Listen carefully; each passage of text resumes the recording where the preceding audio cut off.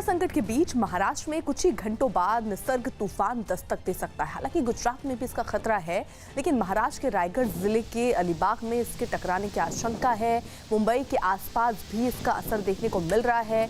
कई इलाकों में शाम से ही बारिश हो रही है। तूफान की वजह से मुंबई में 50 फ्लाइट में 31 उड़ान रद्द कर दी गई है। आज सिर्फ 8 फ्लाइट ही मुंबई आएंगे, जबकि सिर्फ 11 फ्लाइट्स ही मुंबई से उड़ान भरेंगी। सीएम उद्धव ठाकरे ने लोगों को घरों में ही रहने की सलाह दी, जबकि तूफान की आशंका वाले इलाके से लोगों को शिफ्ट कर दिया गया है। मौसम विभाग के मुताबिक अरब सागर में सक्रिय ये तूफान कुछ ही घंटों में बड़ा रूप ले सकता है और इस दौरान 100 से 120 किलोमीटर प्रति घंटे की रफ्तार से हवा चलने और 6 फीट ऊंची लहरें उठने की आशंका जताई गई है। हम इधर सामने एवोकेशन सेंटर है, केएल पांडा का साइक्लोन सेंटर दिया गया है। उसमें तकरीबन सिविल प्रशासन और हमारा एनडीआरएफ टीम से पूरा कोस्टल एरिया विलेजेस को ब्रीफ किया गया है। आप लोग एवोकेशन सेंटर में आ जाइए। तकरीबन 60% ऑफ द पीपल अपना रिश्तेदार का घर में गया था। रिमेनिंग पीपल झोपड़ीपट्टी वाला पूरा आके एवोकेशन सेंटर में रहा है। अभी उसका पूर्व व्यवस्था सिविल प्रशासन द्वारा दिया गया है। हमारे साथ हमारे सहयोगी आशीष इस वक्त जुड़ चुके हैं, अलीबाग में वो मौजूद हैं। आशीष, उस यहाँ अभी तस्वीर क्या है और क्या जानकारी मिल रही है? कितने बजे ये टकराएगा तूफान तट से? जी, ये पूरा साइक्लोन को लेकर जो है पूरा बंदोबस्त जो है अलीबाग में किया गया हुआ है। और यहाँ पर देखिए, अब तेज लहरें उठना शुरू हो चुकी हैं। बरसात जो है वो शुरू हो चुकी है और अलीबाग इलाके में तकरीबन 600 लोग जो समंदर के किनारे जिनके घर कच्चे मकान हैं, उन्हें यहाँ से शिफ्ट कर दिया गया है, सुरक्षित स्थानों पर पहुँचा दिया गया है। जो तेज़ लहरें हैं वो साफ तौर पर इशारा कर रही हैं कि जो अभी तक मौसम विभाग की तरफ से जानकारी दी गई है उसके मुताबिक तकरीबन 1 बजे से 3 बजे के बीच में साइक्लोन यहाँ पर स्ट्रोक करेगा और स्ट्रोक करने के बाद कहीं ना कहीं 140 किलोमीटर के प्रति घंटे की रफ्तार से जो है वो तेज़ हवाएं चलेंगी और इसके अलावा मूसलाधार बरसात होगी। फिलहाल जो है लोगों को शिफ्ट किया गया है। पावर सप्लाई अलीबाग की पूरी तरह से जो है वो कट कर दी गई है ताकि किसी भी तरह का हादसा ना होने पाए। इसके अलावा एनडीआरएफ की 3 टीमें यहाँ पर डिप्लॉयड हैं, जो कि पूरे अलर्ट पे रहते हुए आसपास के गांव में लोगों को सचेत करते हुए उन्हें सुरक्षित रखने का काम कर रही हैं। नज़दीक का ही मुरूर जजीरा का इलाका है जहां पे कोस्ट गार्ड का बेस है, वहां पर भी जो है कोस्ट गार्ड पूरे तरह से मदद करने में जुटा हुआ है। वहां पे भी रेस्क्यू ऑपरेशन, सैनिटाइजेशन ऑपरेशन चालू है। और मछुआरों के लिए जो रेवदांडा का इलाका है अलीबाग से लगा हुआ, वहां पे भी जो है मछुआरों को वहां से हटा लिया गया है। कुल मिलाकर देखा जाए तो पूरे बंदोबस्त जो है सुरक्षा बंदोबस्त निसर्ग से निपटने के लिए किए गए हैं। लेकिन फिलहाल जो है जो जानकारी उभर के सामने आई है उसके मुताबिक जो है तकरीबन 2:30 बजे का वक्त, जो 1 से 3 के वक्त दिया गया है मौसम विभाग की तरफ से, उसमें से 2:30 बजे के वक्त जो है निसर्ग तूफान जो है वो साइक्लोन यहाँ पर स्ट्रोक करेगा, अलीबाग में के इलाके में स्ट्रोक करेगा और जिसके बाद जो है तेज हवाएं और मूसलाधार बरसात शुरू होगी। ठीक है आशीष, रहिए आप हमारे साथ। दरअसल नक्शे के जरिए समझा जा सकता है कि निसर्ग तूफान का खतरा किन किन इलाकों में हो सकता है। महाराष्ट्र का पालघर और अलीबाग, जहां पर इस वक्त आशीष खड़े हैं, ये 2 ऐसी जगह हैं जहां पर कहा जा रहा है कि तूफान का खतरा सबसे ज्यादा हो सकता है। गोवा के कोंकण में भी स्थिति ऐसी ही दिख रही है और इसीलिए वहां पर एनडीआरएफ की टीमों को तैनात किया गया है। तटीय इलाकों से कच्चे मकान जिनके हैं उनको शिफ्ट कर दिया गया है दूसरी जगहों पर, सुरक्षित जगहों पर। ये प्रयत्न भी एहतियात के तौर पर किए जा रहे हैं और इसी के साथ साथ गुजरात के भी कई जगह जो चिन्हित किए गए हैं जहां पर तूफान का खतरा ज़्यादा हो सकता है। इनमें से अमरेली, भावनगर, भरूच, नवसारी, वलसाड, सूरत, डांग, ये ऐसी जगहें हैं जहाँ पर तूफान से होने वाले खतरा ज़्यादा दिख रहा है, नुकसान की गुंजाइश ज़्यादा नज़र आ रही है। इसीलिए सारे एहतियात, सारे कदम इस बाबत उठाए जा रहे हैं। निसर्ग तूफान के बढ़ते खतरे को देखते हुए महाराष्ट्र और गुजरात में से निपटने की हालांकि पूरी तैयारियां कर ली गई हैं। सूरत, वलसाड, नवसारी, मुंबई में 1 दिन पहले ही लोगों को समुद्र से दूर रहने की चेतावनी दे दी गई थी।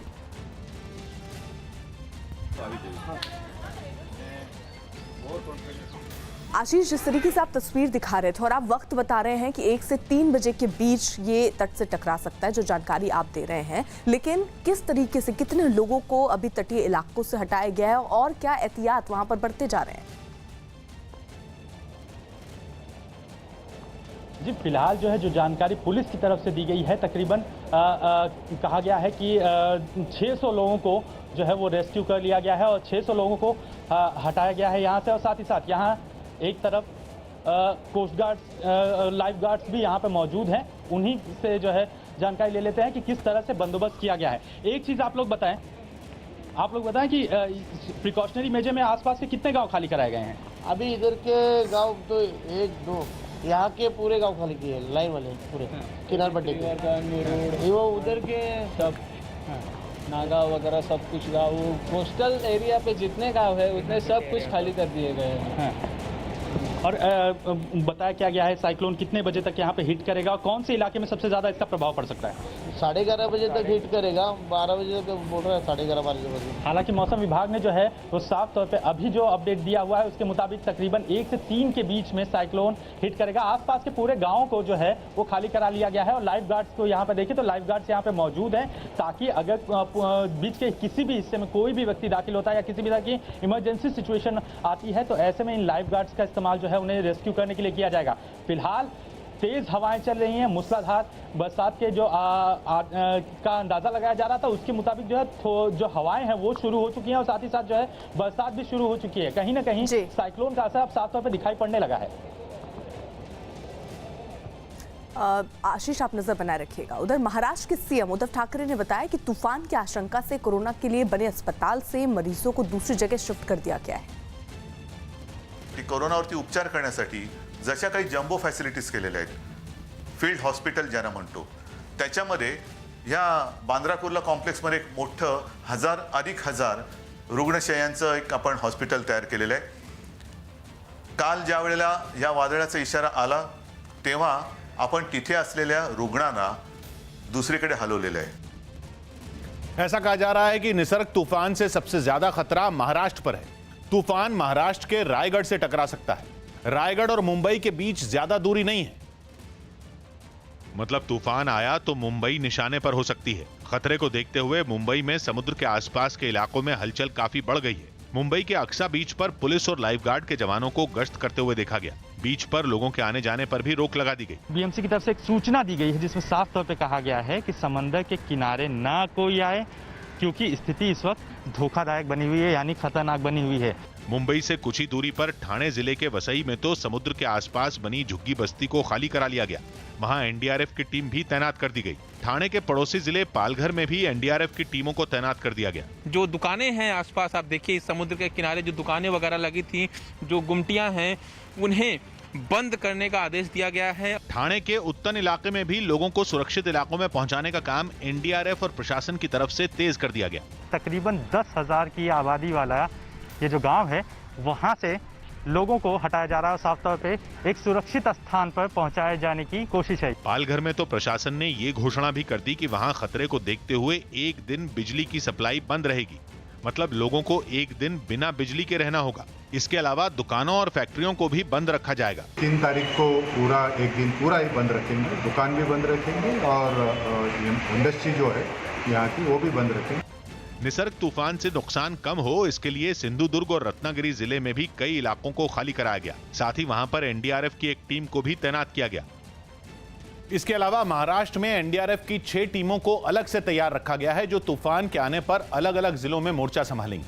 निसर्ग तूफान इसलिए भी डरा रहा है क्योंकि 1891 यानी 129 साल बाद महाराष्ट्र पर अरब सागर से इस तरह का कोई खतरा पैदा हुआ है। मौसम विभाग का कहना है कि 129 साल बाद ऐसा हो सकता है जब अरब सागर में कोई तूफान सक्रिय होने के बाद जून के महीने में महाराष्ट्र से टकराए, और वो भी पूरी ताकत के साथ। ताकत का मतलब इस तूफान से। मौसम विभाग ने निसर्ग तूफान को गंभीर श्रेणी में रखा है। अनुमान है कि यह तूफान बंगाल और ओडिशा में आए अम्फन तूफान की तरह ही ताकतवर और खतरनाक साबित हो सकता है। तूफान के दौरान मौसम विभाग ने 120 किलोमीटर प्रति घंटा की रफ्तार से हवाएं चलने की चेतावनी जारी की। साथ ही कई जिलों में भारी बारिश के लिए भी अलर्ट जारी किया गया है। हालांकि मुंबई पर निसर्ग तूफान के खतरे ने सरकार की चिंता बढ़ा दी, क्योंकि निसर्ग तूफान के दौरान मुंबई में बड़े पैमाने पर बिजली की सप्लाई को नुकसान पहुंचने का डर है। अगर ऐसा हुआ तो बड़ा संकट खड़ा हो जाएगा, क्योंकि मुंबई कोरोना से पहले ही जूझ रही है और हजारों मरीज अस्पतालों में भर्ती। मुंबई की मेयर ने तो खुद ये बात मानी कि अगर तूफान के दौरान अस्पतालों की बिजली चली गई तो मुश्किल बढ़ जाएगी। लाइट नहीं जाते तो हमारी पूरी तैयारी है, और जैसे आते हैं पेशेंट या बाकी भी, तो उनके लिए हम रेडी हैं। निसर्ग तूफान का खतरा महाराष्ट्र की तरह गुजरात पर भी है। खतरे को देखते हुए दक्षिण गुजरात के 7 जिलों में चेतावनी जारी की गई।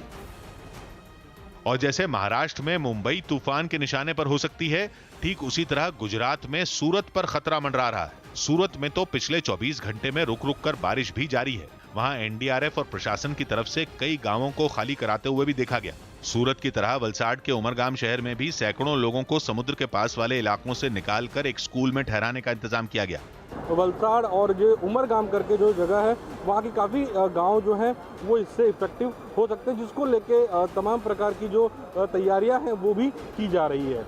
मौसम विभाग ने कहा है कि दक्षिण गुजरात के जिलों पर ही निसर्ग तूफान का खतरा सबसे ज्यादा रह सकता है। जो साउथ गुजरात है, लाइक दमन दादर नगर हवेली, वलसाड, नवसारी, तापी, डांग, सूरत, ये सब एरिया में इम्पैक्ट है। तूफान से निपटने के लिए गुजरात के मुख्यमंत्री विजय रूपाणी ने मंत्रियों और बड़े अधिकारियों के साथ इस पर लंबी बैठक भी की। और जिन जिलों में तूफान को देखते हुए चेतावनी जारी की गई है, वहां लोगों को सुरक्षित इलाकों में पहुंचाने का काम जारी है। सरकार के मुताबिक दक्षिण गुजरात के 7 जिलों में अब तक 20,000 से ज्यादा लोगों को सुरक्षित इलाकों में पहुंचाया जा चुका है। इन 7 जिलों में सूरत, नवसारी, वलसाड, डांग, भरूच, भावनगर और अमरेली हैं। इन जिलों पर तूफान का ज्यादा खतरा है। ये सभी जिले दक्षिण गुजरात में हैं, मतलब दक्षिण गुजरात को निसर्ग तूफान से सबसे ज्यादा खतरा बताया जा रहा है। इस खतरे से निपटने के लिए गुजरात के इन जिलों में एनडीआरएफ की 11 टीमों को तैनात किया गया है। हर टीम में 30 जवान होते हैं। इस हिसाब से गुजरात के 7 जिलों में एनडीआरएफ के 300 से ज्यादा जवानों की तैनाती की गई। गुजरात की तरह केंद्र शासित प्रदेश दमन और दीव के दमन में भी एनडीआरएफ की 2 टीमों को लगाया गया है। कोरोना को लेकर राहुल गांधी ने उद्योगपति राहुल बजाज के बेटे और बजाज ऑटो के मैनेजिंग डायरेक्टर राजीव बजाज से बात की। How do you think about your supply chain as we open up? When does your supply chain actually start to function at a reasonable level? I would disagree actually with the question in the sense आप कह रहे हो कि we are opening up, पर मुझे तो लगता नहीं है कि we are opening up because आज एक सप्लायर खुलता है, उसके जोन में कल 2 केस आ जाते हैं, उसको बंद किया जाता है। आम आदमी पार्टी के राज्यसभा सांसद संजय सिंह ने दूसरे राज्यों में फंसे प्रवासी मजदूरों की मदद के लिए बड़ी पहल की।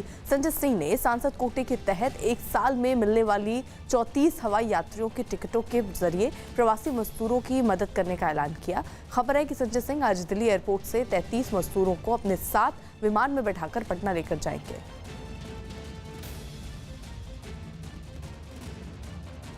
केंद्रीय मंत्रिमंडल की आज बैठक होगी। सुबह 11 बजे होने वाली इस बैठक में आत्मनिर्भर भारत पैकेज के तहत ऐलान किए कुछ प्रस्तावों को मंजूरी मिल सकती है। सूत्रों के मुताबिक निवेश बढ़ाने के लिए उठाए कदमों को मंजूरी मिलने की संभावना है।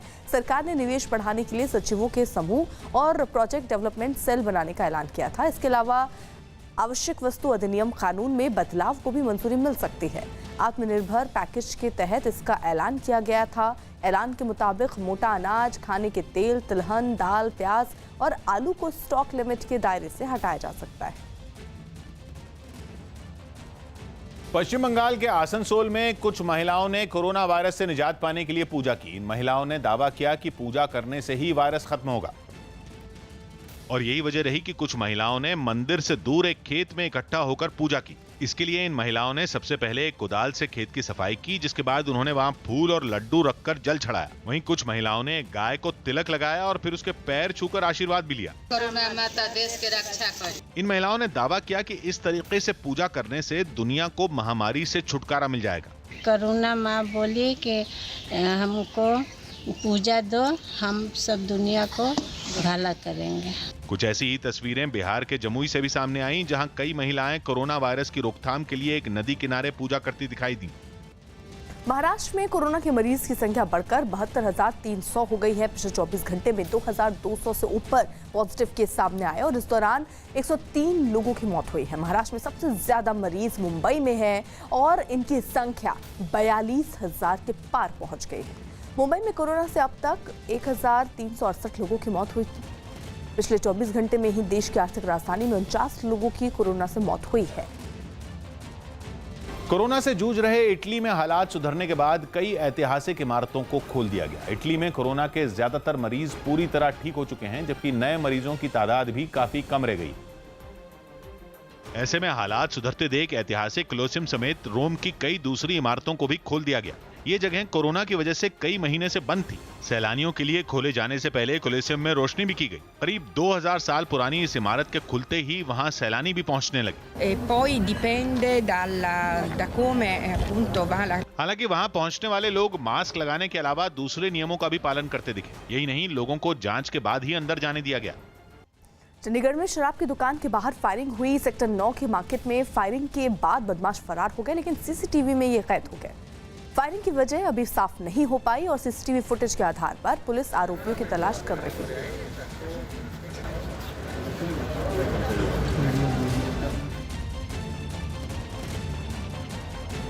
कोरोना वायरस के खतरे के बीच चुनाव आयोग ने सख्त दिशा निर्देशों के साथ राज्यसभा चुनाव के लिए वोटिंग का आदेश दे दिया। जानकारी के मुताबिक कुल 10 राज्यों की 24 सीटों पर होने वाले चुनाव के लिए 19 जून को मतदान किया जाएगा और चुनाव के दौरान स्वास्थ्य मंत्रालय और गृह मंत्रालय की तरफ से जारी सभी दिशा निर्देशों का पालन करना जरूरी होगा। मतदान के दौरान कर्मचारियों और वोट डालने वाले लोगों के बीच दूरी बनाए रखने पर भी ध्यान दिया जाएगा। इसके लिए वोटिंग एक बड़े हॉल में करवाई जाएगी ताकि लोगों के बीच दूरी बनी रहे। साथ ही सभी कर्मचारियों को मतदान के दौरान सैनिटाइजर, मास्क और दस्तानों का इस्तेमाल करना भी जरूरी होगा। कोरोना संकट के दौर में चुनाव आयोग के लिए वोटिंग का यह पहला अनुभव होगा। हालांकि राज्यसभा चुनाव में विधायक ही मतदाता होते हैं, इसलिए मतदाताओं की संख्या कम होती है। लेकिन राज्यसभा चुनाव में वोटिंग के अनुभवों का फायदा चुनाव आयोग को आने वाले आम चुनावों में भी मिलेगा। मोहम्मद शमी ने खाने पीने की चीजें और मास्क बांटे। मोहम्मद शमी ने यूपी के बिजनौर में नेशनल हाईवे पर लोगों को खाने पीने की चीजें और मास्क बांटे, जिस पर बीसीसीआई ने उनकी तारीफ की। जम्मू कश्मीर के अवंतीपुरा में सुरक्षा बल और पुलिस ने मुठभेड़ में 2 आतंकी मार गिराए। यूपी के मुरादाबाद में पुलिस वालों और उनके परिवारों के लिए एक स्पेशल योग कैंप का आयोजन किया गया। सरकार की तरफ से लॉकडाउन खोलने के पहले चरण में मिली थोड़ी ढील के बाद यूपी के प्रयागराज में संगम पर श्रद्धालुओं ने डुबकी लगाई। इसी बीच बड़ी खबर, देश भर में कोरोना मरीजों की संख्या 2 लाख के आंकड़े को पार कर गई है। देश भर में कोरोना के मरीजों की संख्या बढ़कर 2,07,615 पहुंच चुकी है, जबकि अब तक 5,815 लोगों की मौत हो चुकी है। भारत में हालांकि रिकवरी रेट बढ़ी है और ये बढ़कर 48% से ज्यादा हो गई है। वैज्ञानिक तकनीक की खोज से जुड़ी संस्था CSIR यानी council of science and industrial research ने एक बार में 50,000 टेस्ट करने की तकनीक ढूंढने का दावा किया। बताया गया कि इनके नतीजे 2 दिनों के अंदर आ जाएंगे और इस तकनीक की खोज CSIR की हैदराबाद की लेबोरेटरी ने की। नए टेस्ट में लोगों के सैंपल लेकर RNA की नेक्स्ट जनरेशन सीक्वेंसिंग की जाती है, जिससे हजारों टेस्ट एक साथ करना संभव है। बताया गया कि यहां के वैज्ञानिकों को 50,000 लोगों की जांच के नतीजे एक साथ देने को लेकर शुरुआती सफलता मिल गई। इसको लेके हम 10, 20 या 50,000 टेस्ट एक बार में कर सकते हैं। इसका मतलब कि पूरी लोकेलिटी या पूरे सिटी को हम टेस्ट कर सकते हैं। CSIR ने दावा किया कि एक साथ हजारों टेस्ट होने के बावजूद इनके नतीजे सटीक होंगे। चूंकि हजारों सैंपलों के नतीजे एक साथ आएंगे, इसलिए हर टेस्ट के लिए करीब 500 रुपए ही खर्च करने होंगे, यानी ये बेहद किफायती होगा। और इसका सबसे बड़ा फायदा किसी खास इलाके में कोरोना के हालात पर नजर रखने और उसकी रोकथाम करने में होगा। लेकिन इसका महत्व ये है कि अगर किसी इलाके में अगर सस्पेक्शन हो रही है कि कोरोना का ब्रेकआउट हो रहा है और वहाँ पे कौन इन्फेक्टेड है कौन नहीं है, अगर ये जांचना होगा तो फिर हम लोग इकट्ठा सभी लोगों का सैंपल लेके उनका एक साथ सीक्वेंसिंग कर सकते हैं। दिल्ली में एक बार फिर 24 घंटे में अब तक के सबसे ज्यादा कोरोना के नए मरीज सामने आए हैं। दिल्ली में 24 घंटे में 1298 नए केस के साथ कोरोना के मरीजों की संख्या भी बढ़ी है और ये बढ़कर 12,132 हो गई है। हालांकि इनमें से अब तक 9,243 मरीज ठीक हुए हैं, लेकिन मरने वालों की संख्या भी बढ़ी और वो बढ़कर 556 हो गई है। अमेरिका में जारी हिंसक प्रदर्शनों के बीच राष्ट्रपति डोनाल्ड ट्रंप ने गवर्नरों को सेना तैनात करने की धमकी दे दी। अफ्रीकी मूल के जॉर्ज फ्लॉयड की पुलिस हिरासत में मौत के बाद पूरे अमेरिका में हिंसा भड़क उठी। ऐसे में हालात बेकाबू होते देख राष्ट्रपति ट्रंप ने सभी गवर्नरों से नेशनल गार्ड को तैनात करने के लिए कहा। ट्रंप ने धमकी देते हुए कहा कि अगर राज्यों ने ऐसा नहीं किया तो वो वहां सेना भेज देंगे। If a city or state refuses to take the actions that are necessary to defend the life and property of their residents, then I will deploy the United States military. लेकिन ट्रंप की सेना तैनात करने की धमकी पर एक senior police अधिकारी बुरी तरह भड़क गया। ह्यूस्टन पुलिस के मुखिया ने ट्रंप को अपना मुंह बंद रखने की नसीहत दे डाली। Please, if you don't have something constructive to say, keep your mouth shut. Trump पहले भी सेना तैनात करने की पेशकश कर चुके हैं, लेकिन ज्यादातर गवर्नरों ने इसे खारिज कर दिया था। दिल्ली में बीजेपी ने पार्टी के संगठन में बड़े बदलाव का ऐलान किया। सांसद मनोज तिवारी की जगह आदेश गुप्ता को दिल्ली बीजेपी का अध्यक्ष बनाया गया। आदेश गुप्ता इससे पहले ईस्ट एमसीडी के मेयर रह चुके हैं और फिलहाल दिल्ली के पटेल नगर से पार्षद हैं। बतौर प्रदेश अध्यक्ष मनोज तिवारी का कार्यकाल पूरा हो चुका है। हालांकि दिल्ली चुनाव में हार के बाद भी मनोज तिवारी ने इस्तीफे की पेशकश की थी, लेकिन पार्टी ने अगला अध्यक्ष चुने जाने तक उन्हें पद पर रहने को कहा था। किन्हीं कारणों से विधानसभा चुनाव लूज किए हैं, लेकिन मैं मानता हूं कि हमारी पार्टी के संगठन में बहुत बड़ी ताकत है, बड़ा पोटेंशियल है और उसको हम चैनलाइज करेंगे। दिल्ली सरकार की नाकामियों के खिलाफ हम फिर एक अच्छी तरह से संगठित होकर उठकर खड़े होकर एक सकारात्मक विपक्ष की भूमिका निभाएंगे। शिल्पा शेट्टी ने योग करने का वीडियो शेयर किया। शिल्पा शेट्टी ने अपने घर में योग करने का एक वीडियो सोशल मीडिया पर शेयर किया।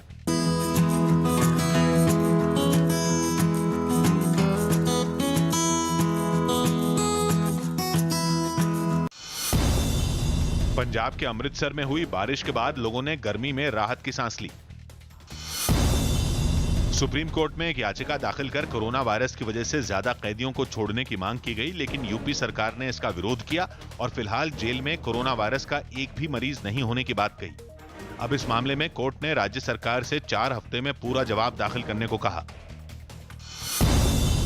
दिल्ली के वजीराबाद में बाइक पर आए बदमाशों ने प्रॉपर्टी विवाद में एक आदमी को गोली मारकर घायल कर दिया।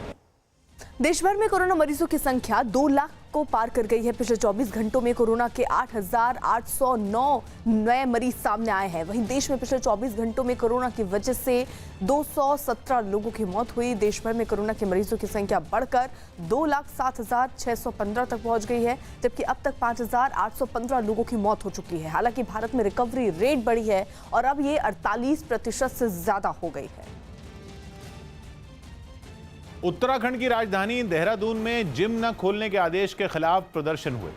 अनलॉक 1 में सभी दुकानें खोलने की छूट मिलने के बावजूद जिम खोलने पर रोक लगा दी गई, जिससे जिम संचालक नाराज हो गए और सरकार के खिलाफ सड़क पर उतरकर वो प्रदर्शन करने लगे। प्रदर्शन के दौरान जिम संचालकों ने हाथों में पोस्टर ले रखे थे जिन पर सरकार के खिलाफ कई स्लोगन लिखे थे। हालांकि इस प्रदर्शन में सभी ने मास्क लगाया था और एक दूसरे से जरूरी दूरी बनाए रखी। जिम संचालकों ने सरकार पर भेदभाव का आरोप लगाते हुए राहत देने की मांग की। सबको राहत पैकेज दिए जा रहे हैं। हाँ सर, हम लोग को इग्नोर किया क्यों जा रहा है? हम लोग तो ये जानना चाहते हैं क्यों इग्नोर करे जा रहा है हम लोग को। हालांकि इस प्रदर्शन के दौरान पुलिस भी मौजूद रही और प्रदर्शनकारियों से नियमों का पालन करवाती दिखी। जिम संचालकों ने बताया कि लंबे समय से जिम बंद होने की वजह से उनके पास आमदनी का जरिया नहीं है। उस पर सरकार के इस रवैये से उनकी मुश्किलें और बढ़ गई। यूपी के उन्नाव में सभासदों के शपथ ग्रहण समारोह में सोशल डिस्टेंसिंग की धज्जियां उड़ी। आदेश के पालन की अनदेखी करते हुए समारोह में भारी भीड़ जुटी और इस दौरान बीजेपी विधायक भी मौजूद रहे। नगर पालिका परिषद के लिए नामांकित 4 सभा सदस्यों के शपथ ग्रहण समारोह के आयोजन पर भी सवाल खड़े हो रहे हैं, क्योंकि नगर पालिका से संबंधित लोग इस पर कुछ भी कहने से बच रहे हैं। हालांकि अधिकारियों ने मामला सामने आने के बाद कार्रवाई की बात कही। देखिए, अभी जानकारी में आया है कि जो कुछ लोगों के द्वारा वहाँ सोशल डिस्टेंसिंग का, लॉकडाउन का पालन नहीं किया जा रहा है और ये निश्चित रहिए कि उनके ऊपर कार्रवाई किया जाएगा। अमेरिका के कई राज्यों की तरह पोर्टलैंड में भी सैकड़ों लोग जॉर्ज फ्लॉयड की मौत के विरोध में सड़कों पर उतरे। अफ्रीकी मूल के जॉर्ज फ्लॉयड की पुलिस हिरासत में मौत के खिलाफ पूरे अमेरिका में बवाल जारी है। लेकिन पोर्टलैंड में प्रदर्शनकारियों को रोकने के लिए तैनात पुलिस ने अलग ही तरीका अपनाया। गुस्साई भीड़ को रोकने के लिए पुलिस वाले अपने घुटने टेकते हुए सड़क पर बैठ गए। पुलिस को घुटनों पर देख आगे बढ़ रही भीड़ भी वहीं रुक गई। कुछ प्रदर्शनकारी भी पुलिस वालों के सामने घुटने टेकते हुए बैठ गए। पुलिस वालों को माफी मांगता देख प्रदर्शनकारी भी हैरान रह गए। कई प्रदर्शनकारी तो पुलिस वालों से हाथ मिलाते नजर आए। साथ देने के लिए लोगों ने पुलिस का शुक्रिया भी अदा किया। पुलिस के इस कदम से लोगों का गुस्सा शांत हो गया और वो आगे बढ़ने के बजाय वापस चले गए। हैदराबाद में मुख्यमंत्री की गाड़ी के आगे एक आदमी कूद गया। मुख्यमंत्री तेलंगाना स्थापना दिवस के मौके पर एक कार्यक्रम में शामिल होने पहुंचे थे और लौटते वक्त जैसे ही उनकी गाड़ी आगे बढ़ी, एक आदमी अचानक से गाड़ी के आगे कूद गया। जिस वक्त ये घटना हुई वहां भारी संख्या में पुलिस के जवान तैनात थे, लेकिन किसी का भी ध्यान इस आदमी की तरफ नहीं गया। हालांकि ड्राइवर ने फुर्ती दिखाते हुए तुरंत गाड़ी रोक दी, जिसकी वजह से ये आदमी गाड़ी की चपेट में आने से बच गया। घटना के बाद वहां तैनात पुलिसकर्मियों ने भी उसे आगे बढ़े और गाड़ी के आगे कूदने वाले आदमी को हिरासत में लिया। रियायत मिलने के बाद श्रीनगर में कई पार्कों की साफ सफाई शुरू कर दी गई। एक दिन पहले जिला प्रशासन ने शहर के मुख्य पार्कों को 6 जून तक साफ करने का आदेश जारी किया, जिसके बाद लाल चौक इलाके में मौजूद एक पार्क में कुछ लोग घास की कटाई करते नजर आए। करीब 2 महीने से बंद पड़े इस पार्क की हालत खस्ता दिखाई दी, जिसे पहले की तरह बनाने के लिए कोई घास काटने की मशीन से साफ सफाई करता दिखाई दिया तो कोई क्यारियों से पुराने पौधों को निकालने के बाद वहां खाद डालकर नए पौधों को उगाता नजर आया। पार्क में कई तरह के फूल भी उगाए गए। बहुत अच्छा लग रहा है, जब भी कोई आएगा वो देगा सफाई, बाहर में सफाई है, वो अच्छा लगेगा। साफ सफाई का आदेश आने के बाद लोगों ने पार्कों के जल्द खुलने की उम्मीद जताई। आने वाले वक्त में चाहे 15 दिन 20 दिन के बाद यहाँ टूरिस्ट भी आना शुरू कर दे और इसकी तैयारी हो रही है। पार्कों के अलावा सड़कों के बीच बने डिवाइडरों पर भी साफ सफाई का काम तेज कर दिया गया। तेलंगाना के रंगारेड्डी में राज्य के 6ठे स्थापना दिवस के मौके पर कांग्रेस कार्यकर्ता और पुलिस आमने सामने आ गए। एक कांग्रेस नेता पुलिस से बहस करते हुए भी नजर आया। तेलंगाना में कृष्णा नदी के 6 साल से अधूरे सिंचाई प्रोजेक्ट को लेकर कांग्रेस की विरोध प्रदर्शन करने की तैयारी थी, लेकिन इससे पहले कि प्रदर्शन शुरू होता पुलिस ने कांग्रेस नेताओं को उनके घरों में ही हिरासत में ले लिया। इस वजह से नाराज कांग्रेस कार्यकर्ताओं ने पुलिस की गाड़ी को घेर लिया और नारेबाजी करने लगे। जम्मू कश्मीर के पुलवामा में सुरक्षा बल और आतंकियों के बीच मुठभेड़ चल रही है। सुरक्षा बल ने आतंकियों को घेर लिया है। दोनों ओर से बता दें आपको फायरिंग अभी हो रही है। रिफत अब्दुल्ला हमारे साथ हमारे सहयोगी इस वक्त जुड़ चुके हैं ताज़ा हालात के मद्देनजर। रिफत, इस वक्त ताज़ा हालात क्या है? देखिए, बिल्कुल एनकाउंटर शुरू हुआ है। जैसे मैंने पहले ही बताया था कि वहाँ कॉर्डन सर्च ऑपरेशन शुरू किया गया था। हालांकि काफी देर तक खाली कॉर्डन सर्च ऑपरेशन जारी रहा। रात के दौरान ही शायद स्पेसिफिक इन्फॉर्मेशन जो है वो मिली थी सुरक्षा बलों को और उसके बाद कॉर्डन किया गया था एरिया का। हालांकि वहाँ पे कुछ क्लैशेस भी अर्ली हुए थे, लेकिन अभी जो खबर है वो ये है कि वहाँ पे फायरिंग हो रही है दोनों साइड से और एनकाउंटर शुरू हो गया है और बताया जा रहा है कि 2 से 3 मिलिटेंट वहाँ उस एरिया में छुपे हो सकते हैं। आपको मालूम है कि लगातार एक के बाद एक एनकाउंटर्स हो रहे हैं। त्राल में भी एक एनकाउंटर हुआ कल ही और 2 मिलिटेंट उसमें मारे गए। और आज ये जो है पुलवामा के एक और एरिया में, त्राल भी हालांकि पुलवामा डिस्ट्रिक्ट में ही पड़ता है और आज यहाँ जहाँ पे एक एरिया है वो भी पुलवामा डिस्ट्रिक्ट में पड़ता है, पूरा साउथ कश्मीर का है। तो कुल मिला के ये कहा जा सकता है कि एक के बाद एक एनकाउंटर्स हो रहे हैं और अभी जो एनकाउंटर जारी है उसमें 2 से 3 मिलिटेंट छुपे हो सकते हैं और वो ट्रैप्ड है। दिल्ली के बहुचर्चित जेसिका लाल हत्याकांड के दोषी सिद्धार्थ वशिष्ठ उर्फ मनु शर्मा को अच्छे चाल चलन के आधार पर एक दिन पहले जेल से रिहा कर दिया गया। तिहाड़ जेल में उम्र कैद की सजा काट रहे मनु शर्मा की रिहाई का आदेश उपराज्यपाल अनिल बैजल ने जारी किया, क्योंकि दिल्ली सरकार के सेंटेंस रिव्यू बोर्ड यानी सजा समीक्षा बोर्ड की 11 मई को बैठक में उम्र कैद की सजा काट रहे जिन 19 लोगों को समय से पहले रिहा करने की सिफारिश की गई उनमें मनु शर्मा का नाम भी था, जिसकी वजह ये बताई गई कि मनु शर्मा ने 23 साल 4 महीने और 2 दिन की सजा काटी है, जिसमें उसे पैरोल पर 12 बार और फरलो पर 24 बार जेल से छुट्टी का समय भी शामिल है। बताया गया कि तिहाड़ जेल में इतनी लंबी सजा काटने के दौरान मनु शर्मा का चाल चलन अच्छा रहा और उसने पैरोल, फरलो और तिहाड़ में ओपन जेल में रखे जाने के दौरान नियमों का पूरी तरह पालन किया। इसलिए दिल्ली के समाज कल्याण विभाग के चीफ प्रोबेशन ऑफिसर ने मनु शर्मा को समय से पहले रिहा करने का प्रस्ताव रखा, जिसे दिल्ली पुलिस ने नियम और कानून के तहत सही माना। इसलिए सजा समीक्षा बोर्ड ने एक मत से मनु शर्मा को रिहा करने की सिफारिश कर दी। इससे पहले 2018 में जेसिका लाल की बहन सबरीना लाल ने भी साफ कर दिया था कि वो मनु शर्मा को रिहा किए जाने का विरोध नहीं करेंगे। दिल्ली सरकार ने कोरोना से मरने वालों के अंतिम संस्कार के लिए नए शमशान और कब्रिस्तान की जगह ढूंढने का आदेश जारी किया। दिल्ली के स्वास्थ्य मंत्री सत्येंद्र जैन ने बताया कि चूंकि कोरोना समय संकट जो है वो लंबा चलने वाला है, इसलिए भविष्य के हिसाब से इंतजाम किए जा रहे हैं। दिल्ली सरकार कम से कम 1 महीना, मतलब जितने केसेज आज हैं उससे 2 गुने या 2.5 गुने या 3 गुने हो जाए, उसके हिसाब से तैयारी करके चल रही है। क्योंकि अभी लग नहीं रहा है कि एकदम से ख़त्म होने वाला है कोरोना। पहले कह रहे थे कि मई तक ख़त्म हो जाएगा, अब तो मई भी ख़त्म हो गया पर कोरोना ख़त्म नहीं हुआ। इसको लगता है लंबे समय तक चलेगा। इस मुद्दे पर दिल्ली बीजेपी ने फिर केजरीवाल सरकार पर निशाना साधा। उत्तर पूर्वी दिल्ली के सांसद मनोज तिवारी ने सीएम अरविंद केजरीवाल को दिल्ली में कोरोना से होने वाली मौतों पर घेरने की कोशिश की। कल उन्होंने 1 जून को एक सभी डीएम को लेटर लिखा कि आप लोग श्मशान और कब्रिस्तान के नए जगह खोजिए। क्यों जरूरत पड़ गई आपको इस ऑर्डर की? जब आपकी उतनी मृत्यु नहीं हो रही है जितनी आपकी व्यवस्था है, तो आपको इतने इस नए ऑर्डर के श्मशान और कब्रिस्तान बनाने की आवश्यकता क्यों पड़ रही है? अरविंद केजरीवाल जी दिल्ली जाना चाहती है। बंगाल के दक्षिण 24 परगना में तूफान प्रभावित इलाके के लोगों ने बाढ़ से बचने के लिए गंगा की पूजा की। बताया गया कि लोगों का विश्वास है कि गंगा की आराधना से लोगों को बाढ़ से निजात मिलेगी और यही वजह रही कि गंगा की मूर्ति को सिर पर उठाकर पहले पूरे गांव में घुमाया गया और उसके बाद उनकी पूजा की गई। इस दौरान एक महिला कलश में पानी लेकर आगे चल रही थी और मूर्ति के पीछे कतार बनाए कई महिलाएं चलती नजर आईं। लाइन में चल रही महिलाएं घंटी और शंख बजाती दिखीं। पूरे गांव में गंगा की मूर्ति घुमाकर एक जगह पर रख दी गई, जहां कई महिलाओं ने मूर्ति की परिक्रमा की और पूजा की। बताया गया कि तूफान में बांध टूटने की वजह से गांव में पानी घुस गया, जिससे लोग तबाह हो गए और भविष्य में तबाही से बचने के लिए पूजा अर्चना कर रहे हैं। আমফান ঝড়ে প্রচুর মানুষ ক্ষতিগ্রস্ত হয়েছে এবং আমিও এর মধ্যে সহযোগিতা করছি এই গঙ্গা পূজায় আর মানে আরাধনায় আমরা।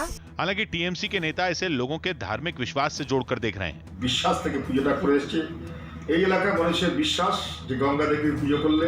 वहीं बीजेपी के नेता ने सरकार पर अनदेखी का आरोप लगाया और पीड़ितों तक मदद पहुंचाने में सरकार को नाकाम बताया। आदमी लोग सब वो टीएमसी जो गवर्नमेंट है उसके ऊपर से ये हेल्प जो होता है वो छोड़ दिया। अम्फन तूफान की तबाही से डरे लोगों के पास बाढ़ से बचने का कोई रास्ता नहीं, इसलिए लोगों ने गंगा की आराधना कर बांध न टूटने की कामना की। राजस्थान सरकार ने दावा किया कि देश के बड़े राज्यों में कोरोना से निपटने में उनका तरीका सबसे अच्छा है। राज्य के स्वास्थ्य मंत्री रघु शर्मा ने कोरोना को लेकर भारत सरकार की 10 राज्यों की तुलनात्मक रिपोर्ट का हवाला दिया और दावा किया कि राजस्थान कोरोना की रोकथाम में देश में नंबर 1 है।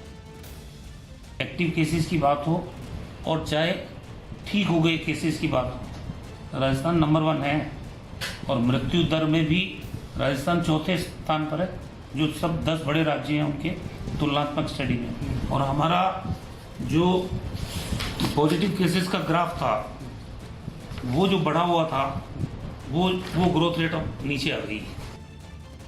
बिहार के मुजफ्फरपुर में मजदूरों ने दलालों के जरिए दूसरे राज्यों में काम करने के लिए बुलावा मिलने का दावा किया। लॉकडाउन की वजह से पूरे जिले में दूसरे राज्यों से 54,000 से ज्यादा मजदूर गांव लौट चुके हैं। लेकिन कोरोना और लॉकडाउन की वजह से गांव लौटे इन मजदूरों ने यह दावा किया कि उन्हें एक बार फिर से दलालों के जरिए पंजाब और हरियाणा जैसे राज्यों में काम करने के लिए बुलाने की कोशिश की जा रही है। मजदूर पहले की तरह काम पर लौट आए, इसके लिए उन्हें ज्यादा मजदूरी देने का लालच भी दिया गया।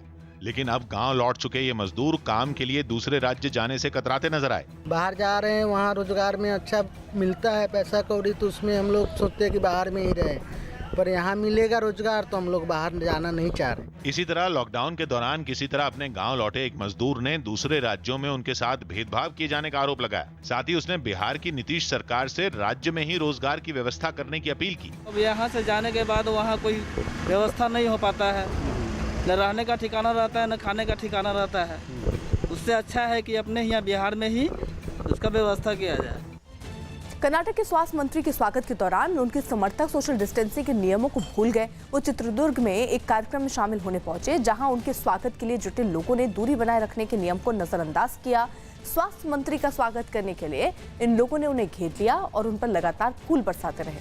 मंत्री का स्वागत करते वक्त कुछ लोग खुदाई करने वाली मशीनों पर भी चढ़ गए। इस बीच स्वास्थ्य मंत्री ने भी हाथ हिलाकर लोगों का शुक्रिया अदा किया।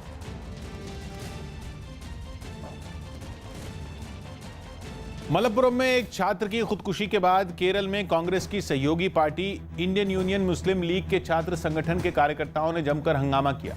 आरोप है कि मलप्पुरम में 10वीं के एक छात्र ने इसलिए आत्महत्या कर ली क्योंकि वो ऑनलाइन पढ़ाई में हिस्सा नहीं ले पाया, जिसके विरोध में कार्यकर्ता सड़कों पर उतर आए। इनमें कुछ कार्यकर्ता एक स्कूल का गेट तोड़कर अंदर घुस गए, जिसके बाद पुलिस ने उन पर लाठीचार्ज कर दिया। नीचे गिरे एक प्रदर्शनकारी पर पुलिस वालों को लाठियां बरसाते हुए देखा गया। धरने पर बैठे लोगों पर भी पुलिस ने कार्रवाई की।